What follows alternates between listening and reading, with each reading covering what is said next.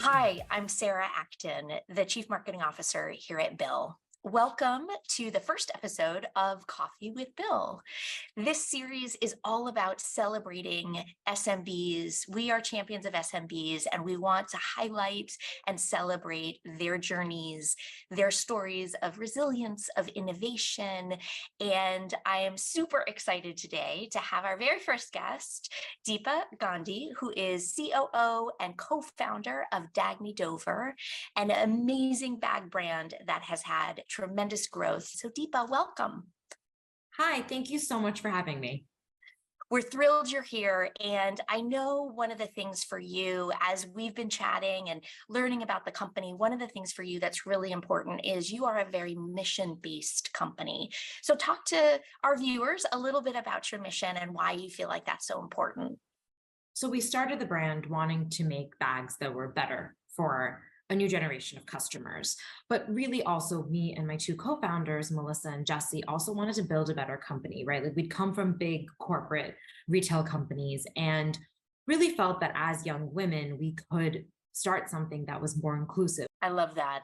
Talk to me a little bit about how you find new and different ways to be efficient, whether through technology or other ways that you think about efficiency.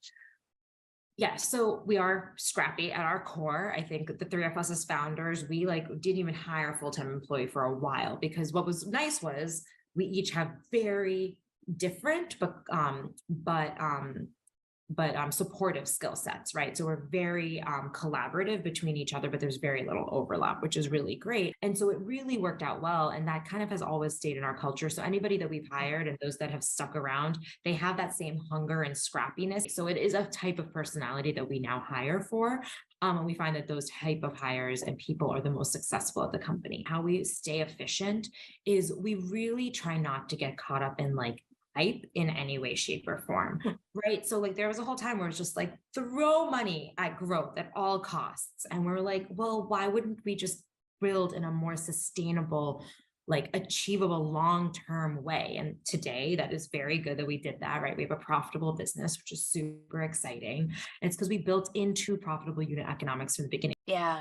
And as you think about the ways that you choose to invest and how is that really going to impact top line, bottom line, customers, that's such a great lens for the timing of your investments and timing of growth. Really smart.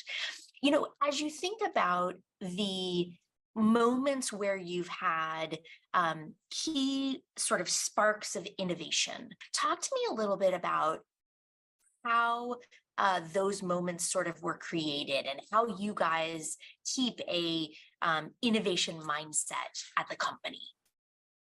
So I think from the innovation mindset perspective, we are always thinking about what other day-to-day need or week-to-week need can we address, right? What's our customer not using our products for, right? And so when we first launched the brand, we started with your very traditional work tote type of collection. And because that's where we just there was a burning need.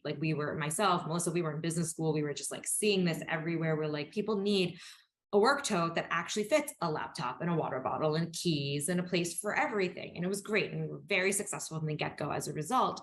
But then about 5 years in, we launched our 365 collection, which is our neoprene collection, which is what is behind you right now, but also is really what's now built Dagne Dover into what it is. And what was great about that, it came from an idea that Jesse had. We were actually in Vietnam visiting a factory, and I was like, what's next? And she's like, I'm thinking about neoprene, right? She wore it as a swimsuit, and she's like, it has this interesting feel to it that you can kind of design a bag and it falls like a leather, but it's so different. It's a performance material. And I think when we think about Dagne Dover now, we view ourselves as a performance brand. And it's really that collection that allowed us to enter that market. And it has that same mentality, which is what's next? How do we continue to evolve? And for us now, innovation, when we think about innovation, it doesn't just come from a silhouette and end use perspective. It comes from material. It comes from design. It comes from every way, shape, or form. But our thesis is our customer in the long run should be able to have a Dagne for everything, not just for work, not just for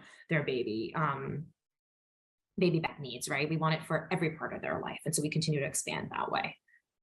Love it. And having the customer at the center of your innovation mindset sounds like it's something that's core to where you guys look for inspiration, which is great because we know customers don't stand still. They're always moving, they're always evolving. And that's one of the things that, keeps our lives interesting.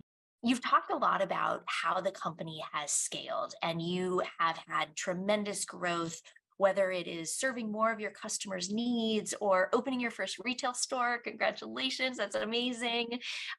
What do you think has made Dagne Dover so successful in the way that you choose to scale? What's at the center of the choices you make around scaling? So at our core, we are a product first company.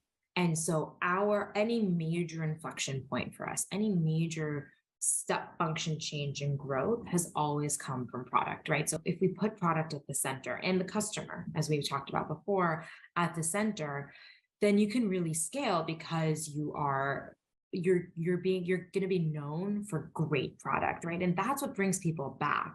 Yes, you can serve them a million Instagram ads, but why are they really going to stick around and come to you first when they say, oh, I'm starting a new job, I need this, or I'm about to go on a trip, I need this. It's always product first, product leads.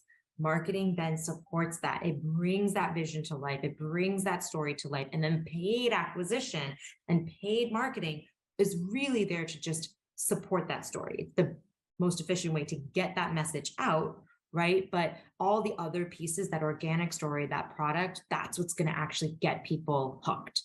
Yeah. And building a loyal customer base that trusts you, you earn that trust every time somebody uses your product or service. And that's an amazing testament to what you guys have built. Speaking of trust and scaling and growth, if you were going to meet a fellow SMB and they were, I don't know, maybe nervous about adopting new technology, or they were struggling with that decision, is there any advice that you would give them to help them think about taking the plunge? If you believe that this technology is going to empower your business to do more, then you should take it on, right? And you need to make sure you have somebody internally who can really help manage that process. And it doesn't need to be a whole team. It doesn't need to be a big thing, but somebody who actually understands it. You have to really think critically about, what is this going to do for me? Is that accretive to who we are as a business today? And if so, then do it.